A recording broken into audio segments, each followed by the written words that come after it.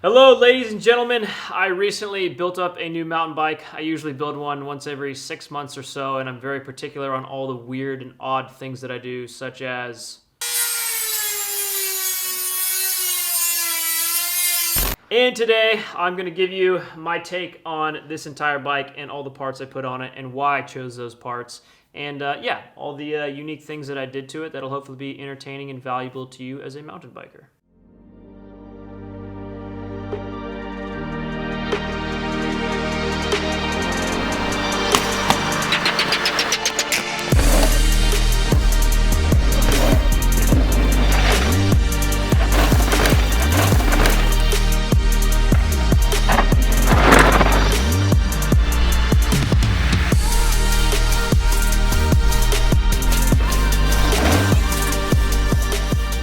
Well, to start, this is a Revel Bikes Ranger. It is 115 millimeters of travel in the back and 120 millimeters of travel in the front.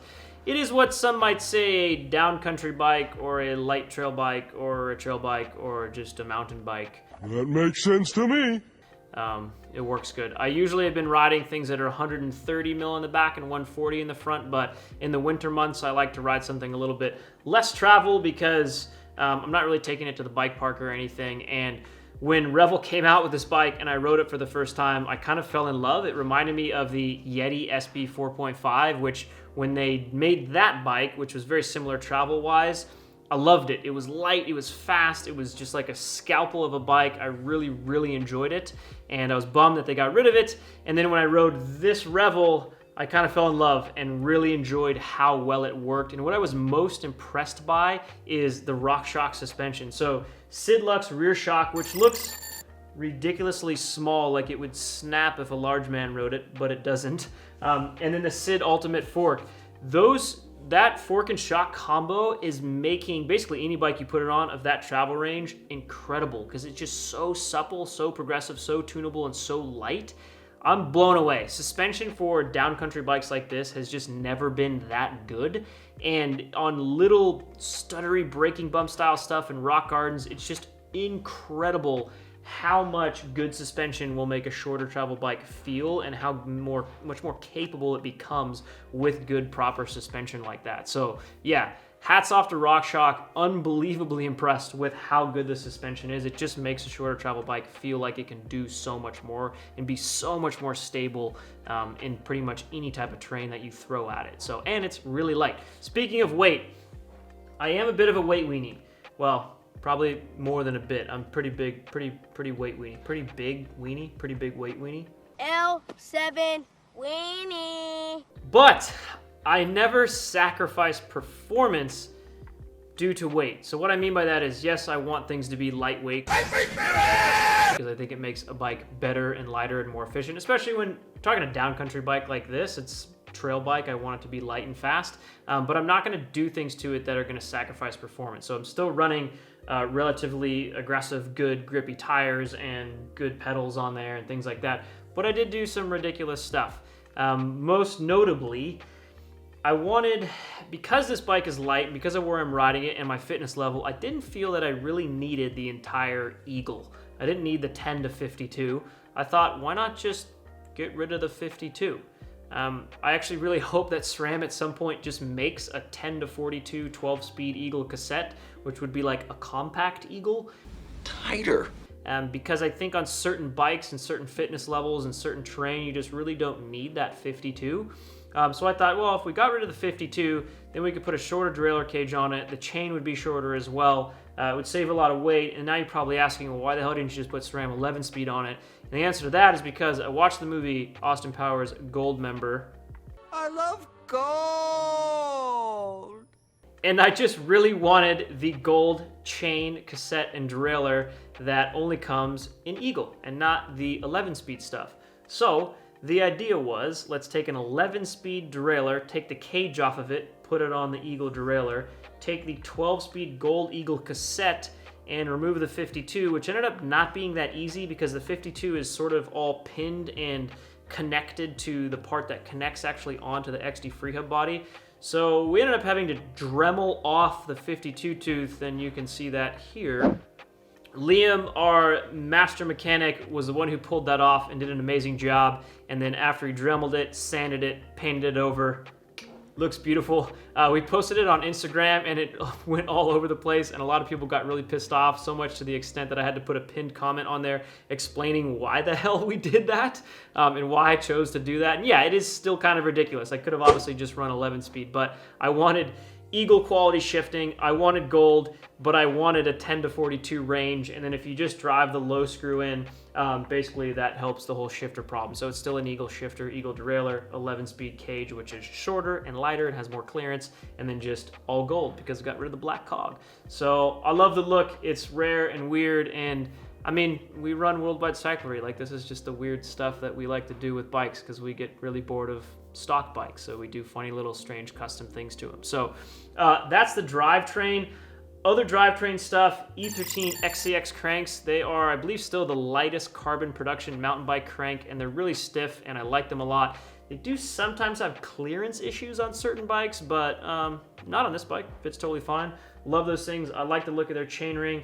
Downside to E13 cranks is not as many companies make oval chainrings that fit the chainring pattern on there, which is not the end of the world. I do prefer oval, but I'm running round because in terms of availability and all that sort of stuff, I just got the E13 ring on there, which looks really nice.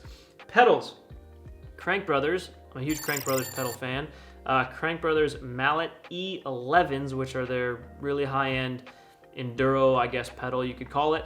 And then we put titanium spindles in there, which also happen to be gold, so they ended up looking really fancy and lightweight, and some people thought that they were pedal reflectors in a photo and made fun of me. You are one pathetic loser. Which they're not, they're just gold pieces, but I thought that was funny. So that's what I have for pedals. Wheels, Industry 9 Trail 270 24 holes. It's an aluminum rim. I prefer sort of just the ease of mind of running aluminum rims and the feel and the weight and everything. I really enjoy. I love those wheels. I had them on my Uno Dash, which was my last bike that I sold before I built this one up. I did gold hubs front and rear with 4 gold spokes and 2 green spokes. Kind of just tied looks in together. I'm just a massive Industry 9 fan because 690 points of engagement. Aluminum spokes that thread into the hub shell, you just can't beat that quality and incredibleness. So yeah, I'm pretty much gonna ride Industry 9 wheels on every bike I have for probably ever. I just love them, totally addicted. Tires, Maxxis of course, Recon 2.4 in the back and a Dissector 2.4 in the front. This is a pretty trail setup. On my 130 bikes, I was typically running still a Recon in the back and then a DHR2 in the front, both 2.4s. And then sometimes if I was riding somewhere more aggressive, I would put a Dissector 2.4 in the back and a DHR2 in the front, still 2.4s. I like that setup for a little bit more aggressive stuff, but this setup is fast and light and still has good traction.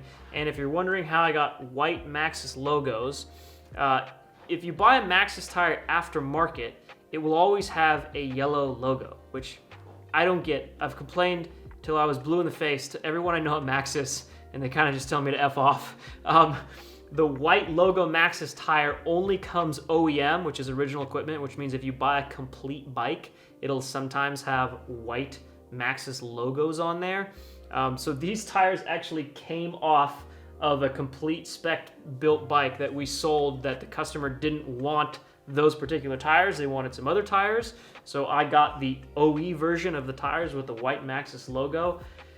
Ridiculous, I know, but it just looks better, doesn't it? Don't you think? I mean, please email Maxxis and tell them to just make these available aftermarket, or make like an orange logo or a red or a blue. I've told them 1,000 times, and once again, they just go, yeah, whatever, Jeff, sure. So I don't know, maybe if you guys all sent hundreds of emails, they would maybe realize that they should make them in that color, just saying. Do it! Do it! Brakes, SRAM G2 Ultimates. I love G2s, I think they work incredible. I love the contact adjust, which basically is how far the lever pulls until it engages. SRAM brakes are dialed there, better than any other brand in terms of that adjustment. I really enjoy these. SRAM brakes have a bit of a history of not being the best. You're living in the past, man. That's really old school mentality, I would say. I think all the new modern SRAM brakes, as long as they are dialed in and bled correctly, they work amazingly well, and I really like them. I love the modulation, I love the adjustability, and I love the weight and the looks, and the Ultimates have titanium hardware, which is rad. I do have Centerline X rotors, a 180, 160. The Centerline X has an aluminum carrier in the middle, which ends up making the whole thing more expensive and disperse heat better.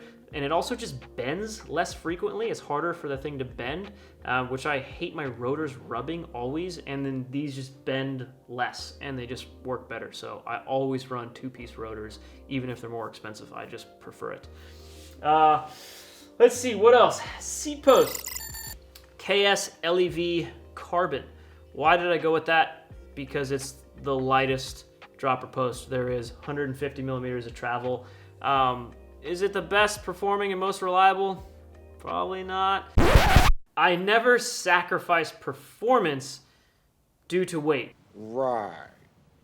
I probably would rather recommend you a Fox Transfer if you were going for performance or reliability, or if you're going for a value prop, I would say P&W or OneUp. But once again, weight weenie, and I also have access to professional mechanics all the time and extra stuff, so I like that post. And I don't really have any problems with the reliability with them, and never really have. But I did have a 27.2 KS carbon post on my gravel bike, and it got way too much wobble in it, and it's kind of a mess. Anyways, long story.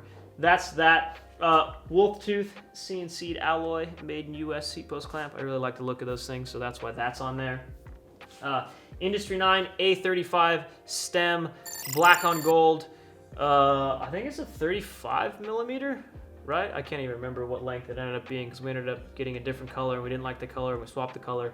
I think it's 35. This is a size large frame, by the way. I'm not tall, I'm 5'8", I'm a short guy, but I prefer a size large Revel. I think the whole concept of size frame per your height is kind of doesn't make sense, especially when every different varying bike brand has a different reach and top tube length for their varying sizes. So I think it does take a long time to figure out bike sizing and understanding what reach you prefer and what stem length you prefer with it, and then just going for that regardless of what the letter on the frame actually says. That's a whole nother video, but yeah, I'm riding a size large Revel Ranger because per their sizing and with this stem length that I prefer, I like the size large frame. Let's see, what else? Cane Creek headset, gold standard, WTB Silverado saddle with the carbon rails, super lightweight, really like it. I'm not a super picky guy when it comes to saddles. Pretty much any like WTB, STG, Ergon saddle, those are all the main 3 brands that I ever run on anything, and they all work incredible, and I don't have any pain in my ass. So I just ride those saddles and they're good. We have an extensive video on saddles and saddle fitment. If you do have more sensitivity down there, it is wise to figure out what saddle works for you and how to pick the right one and size and padding and all of that. Yeah, and it also really depends on how often you ride. If you ride less than 10 hours a week like I do, you don't need to get too picky with it. If you ride more than 10 hours a week, then you probably do need to get really particular on your saddle, all of that. Grips, top secret. Can't tell you, but maybe you'll know one day. Maybe March or April or May of next year, you'll find out. They're amazing. You will know then. And I think that just about sums it up. Oh, last but not least, Lezyne water bottle cage, WC water bottle. We sell those things. They're sweet. We have the colored logo and the Stealth logo. Also have a Stealth WC top cap, which we sell, which I think is rad. Looks really nice. Stem Caps makes those. And then I have a Wolf Tooth dropper lever, which I love that thing. I just like the bearing and the feel and the look and the weight and all that sort of stuff. In terms of other little weird things that we did, so we changed the O-rings on the suspension to black instead of red. We painted every little bit of other color that was on here, like the blue or the red that was on the suspension knobs, got painted and taken off. A few other little weird small details like that. That got changed out on this bike. Yeah, just to give it an overall good appearance. We obviously put gold water bottle cage bolts on here. I like the Ranger because You can fit a water bottle here, there, and then you have another mount here for storage and other various things, which you can actually kind of do bike packing on this bike, which I might do at some point. Sounds kind of fun. But there you go. That is my Revel Ranger. I love this thing. I love a lot of bikes, especially nice high-end ones like this. How could you not love something like this? If you have any questions at all for me, I will answer basically every comment you have. Drop it below, hit that subscribe button, and thank you guys for watching. See you in the next one.